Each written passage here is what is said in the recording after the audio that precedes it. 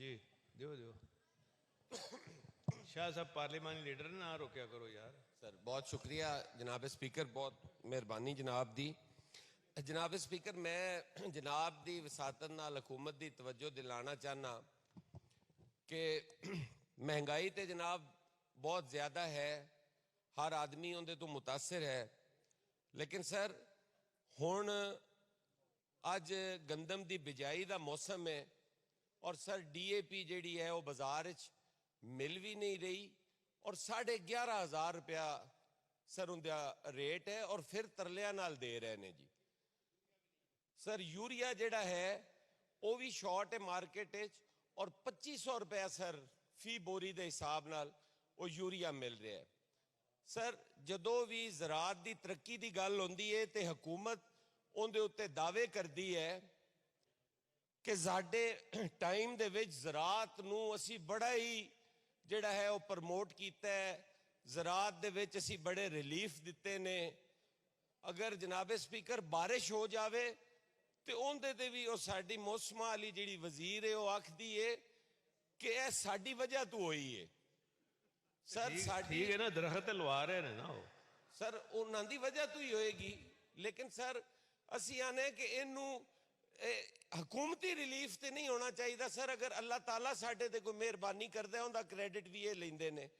Sir तुसी चीनी दा वेख लो सर, जदों साडा गन्ना पिछली दफा 210 रुपए का आई सर, उदों चीनी सर 40, 50, 60 रुपए तक सर गई।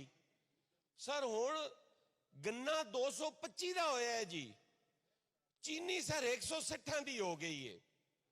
जनाब स्पीकर जदों गन्ना घट होंदा है उस वक्त हुकूमत क्रेडिट लेंदी है कि असी शुगर केन 300 रुपए का हो गया ही। जनाब स्पीकर तलब और रसद नूं भी अपनी कामयाबी करार देंदे ने।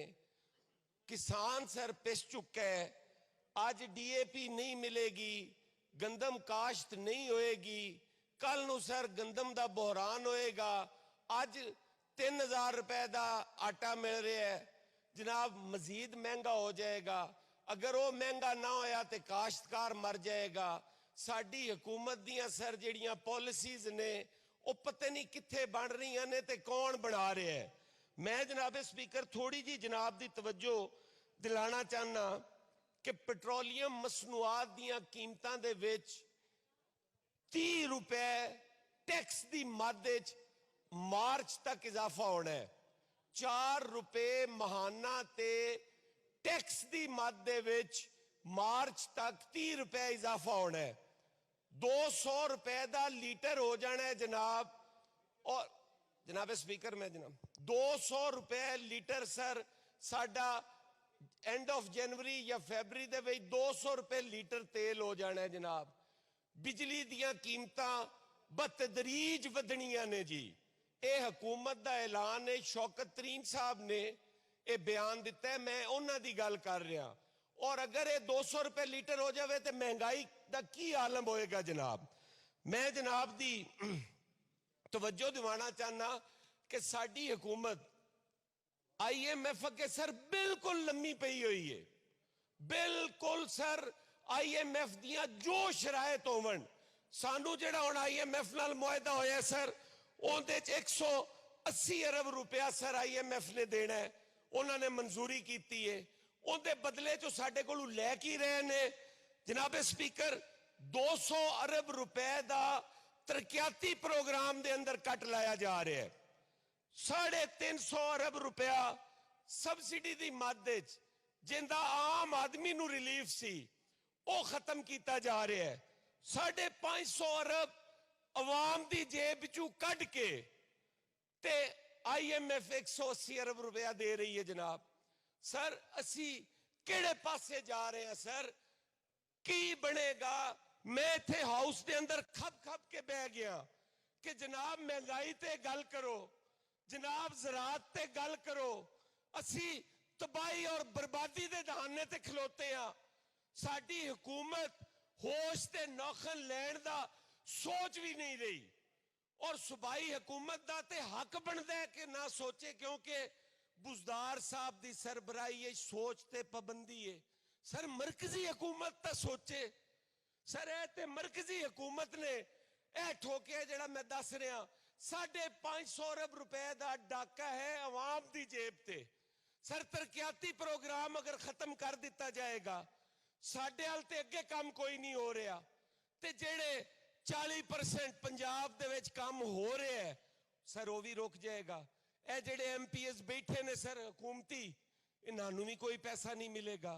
सर जेड़ा अवाम नूं 350 अरब दा सबसिडी आई सर वो खत्म हो जाएगी। जनाब 700 रुपया 800 रुपया लैन दिहाड़ी लैन वाला मजदूर सर कोई इकोनॉमिस्ट मैनू उनका बजट बना के दस देवे सर किसी कोल कोई नहीं। सर हॉस्पिटल्स दे विच तबाही मची पई है। मैं आज एक मरीज उन्हें मैंने सुबह फोन किया मैं हेल्थ मिनिस्टर साहबा नूं गुजारिश करके उनदियां दवाइयां उन्होंने दिवाइयां ने। सर सर ए हालत है कि एक मरीज मरदा पिया उनके वुरसा खलोते ने या ये मर जावे या कोई मसीहा आके इनू दवाई दे जावे। सर हस्पताल दवाई कोई नहीं। तालीम दा हाल तुसी वेख लो सर तालीम वास्ते भी जज लाने पै गए ने कि हुण जाके उस्तादां दे ईमान जेड़े ने वो जज चेक करनगे कि इन्हां दा ईमान दुरुस्त है या नहीं। जनाब स्पीकर महकमे तबाह हो रहे ने इदारे बर्बाद हो रहे ने महंगाई सिर पाड़ी जाती है ला कानूनीयत का यह आलम है कि 9 आदमी दिन दिहाड़े मार दिते जाते ने। सर कोई पूछने वाला नहीं कोई काम सर एक काम इत्थे कोई वजीर में चैलेंज करके आना खलो के दस देवे कि यह हुकूमत की 3.25 साल पॉलिसी आई ए साडियां अचीवमेंट्स ने।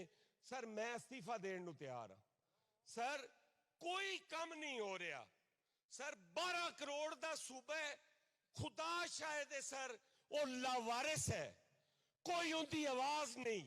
साडा साडे जेड़ा NFC खा लवे साडे वजीरे आला नूं ये जुरत नहीं कि वो जाके आखे कि यार ए मेरा NFC का हिस्सा सी ये क्यों मारिया जा रहा है मेरे पंजाब में ते पहले कोई नहीं। सर इरीगेशन बर्बाद हो गया। सर कोई किसी टेल दे उत्ते पानी नहीं जा रहा। शायद मिनिस्टर साहब दे जिले जांदा होवे मैं फैसलाबाद झंग चिन्योट सर किते ही पानी नहीं जी। बिजली इतनी महंगी हो गई है कि काश्तकार सर अपनी फसलों को सैराब नहीं कर सकता। खुदारा सर कोई दिन रख लो इनके उत्ते डिबेट करा लो। सर अवाम जिहड़ी है फ्रेंच रेवोल्यूशन का पता है सर सारे पढ़े है। सर इन्होंने साडे मुंह चो निवाले खो लेने ने।